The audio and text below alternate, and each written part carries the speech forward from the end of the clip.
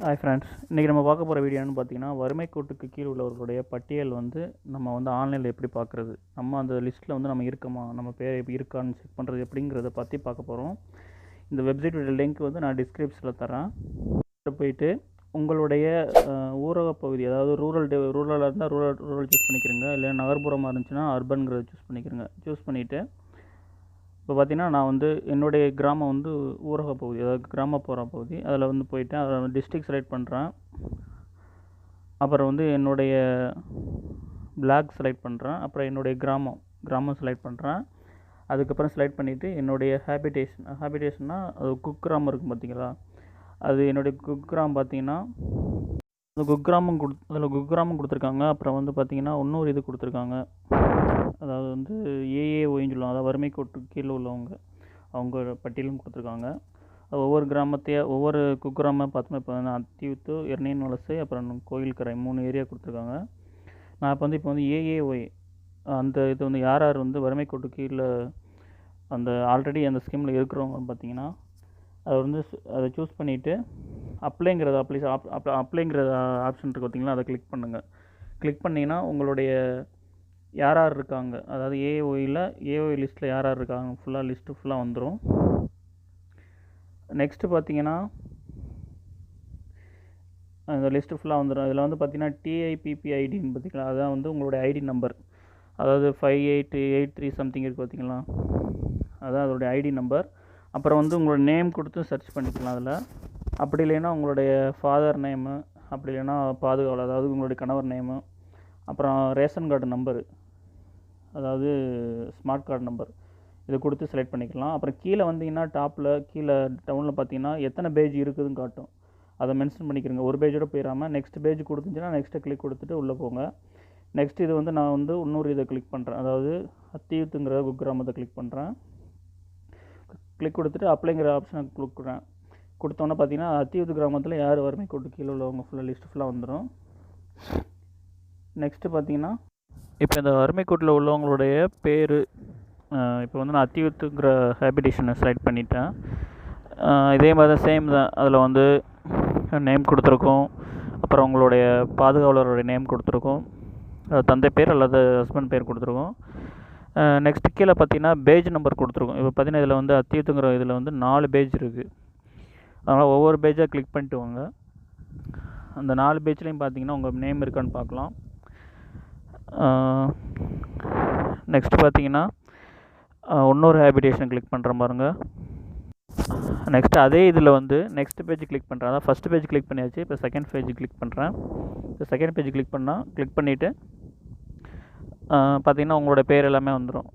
உங்களுடைய ID number, அப்புறம் உங்களுடைய பேர், அப்புறம் உங்களுடைய ஹஸ்பண்ட் பேர்.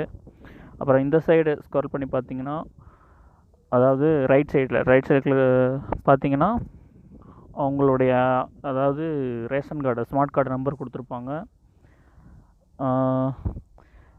நெக்ஸ்ட்டு பார்த்தீங்கன்னா இப்போ தேர்ட் பேஜ் கிளிக் பண்ணுறேன். அதே போல் தேர்ட் பேஜில் எத்தனை பேர் இருக்குன்னா, அதாவது 30 பேர் கொடுத்துருக்காங்க. நெக்ஸ்ட்டு தேர்ட் பேஜ் கிளிக் பண்ணிவிட்டேன். அது நெக்ஸ்ட்டு ஃபோர்த் பேஜை கிளிக் பண்ணுறேன். இதேமாதிரி ஒவ்வொருத்தவங்களும் நீங்கள் பார்த்துட்டு வாங்க, உங்களுடைய பேர் இருக்கான்னு பாருங்கள். நான் பேர் ஒரே பேர் இருக்கும், உங்களுடைய ஹஸ்பண்ட் பேர் உங்கள் பேர் கரெக்டாக இருக்கான்னு பாருங்கள். நெக்ஸ்ட்டு இது உங்கள் பேர் இல்லாட்டாவோட இப்போ புதுசாக அது கூட விண்ணப்பம் கொடுத்துருக்காங்க. அந்த விண்ணப்பத்தையும் பிடிஎஃப் ஃபைலாகவும் கொடுக்குறேன்.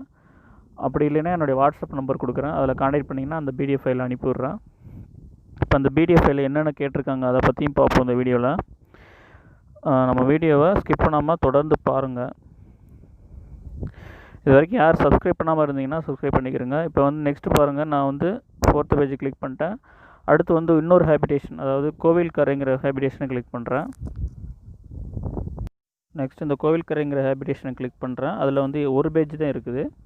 இதே மாதிரி உங்களுடைய ஊரை சூஸ் பண்ணிக்கிறங்க, உங்களுடைய ஹேபிடேஷனை கரெக்டாக சூஸ் பண்ணிக்கிறங்க. ஹேபிடேஷன் ஊரை மட்டும் செலக்ட் பண்ணால் அந்த இது காட்டாது. ஒவ்வொரு கிராமத்துலேயும் குக்கிராமம் இருக்கும், அதை செலக்ட் பண்ணால் தான் காட்டும். இப்போ பார்த்திங்கன்னா இதில் மொத்தம் இதில் ஒரு 10 பேரோ அது சம்திங் தான் கொடுத்துருக்கு. நான் ஒவ்வொரு பேராக கிளிக் பண்ணி பார்க்குறேன், வேறு ஏதாவது பேர் இருக்குன்னு பார்க்குறேன். அந்த 10 பேர் மட்டும் கொடுத்துருக்கேன். அந்த ஹேபிடேஷனில் 10 பேரில் 4 பேர் தான் கொடுத்துருக்கு, சாரி. அதே மாதிரி நெக்ஸ்ட்டு பார்த்தீங்கன்னா அதான் இரணியன் வலசை ஹேபிடேஷன் அதை கிளிக் பண்ணுறேன். அந்த இரணியன் வலசை ஹேபிடேஷனுக்கு பார்த்தீங்கன்னா அதில் வந்து யார் பேர், அதில் வந்து 3 பேஜ் கொடுத்துருக்கு. இதே மாதிரி ஒவ்வொரு பேஜையும் நீங்கள் கிளிக் மிஸ் பண்ணாமல் பேஜ் நம்பர் வந்து நெக்ஸ்ட் கொடுத்துக்குறோங்க.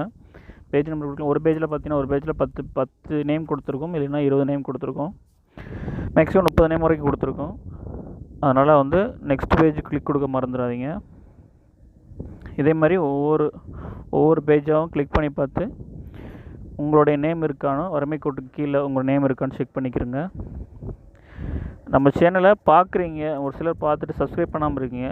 சப்ஸ்கிரைப் பண்ணிவிட்டு கூட உள்ள பெல் பட்டனை ப்ரெஸ் பண்ணுங்கள். அப்போ தான் நான் போடுற வீடியோவும் வரும், இல்லை ஏற்கனவே போட்ட வீடியோ வந்து உங்கள் டிஸ்பிளேயில் காட்டும். நெக்ஸ்ட்டு வந்து இப்போ வந்து என்னென்னா, அந்த வறுமை கோட்டுக்கு கீழே உங்களுடைய நேம் இல்லைன்னா அதை அப்ளை பண்ணலாம். அப்ளை பண்ணுறதுக்கான ஃபார்மை பற்றி இப்போ பார்ப்போம். அதுக்கு என்ன பண்ணால் அந்த ஹோம் பேஜில் போய்க்கிறணும். இந்த ஹோம் பேஜை கிளிக் கொடுத்தோம்னா அந்த பேஜுக்குள்ளே போயிடும், மெயின் பேஜுக்குள்ளே. அந்த மெயின் பேஜில் ரூரல் டிபார்ட்மெண்ட்டுக்கு தனியாக கொடுத்துருக்காங்க. அப்புறம் வந்து அர்பன், அதாவது கிராமப்புறத்துக்கும் நகர்ப்புறத்துக்கும் தனித்தனியான ஃபார்ம் கொடுத்துருக்காங்க. நீங்கள் கிராமப்புறமாக இருந்தீங்கன்னா கிராமப்புறத்துக்குள்ள பேஜ் நம்பர், அந்த பேஜை கிளிக் பண்ணிக்கிறங்க.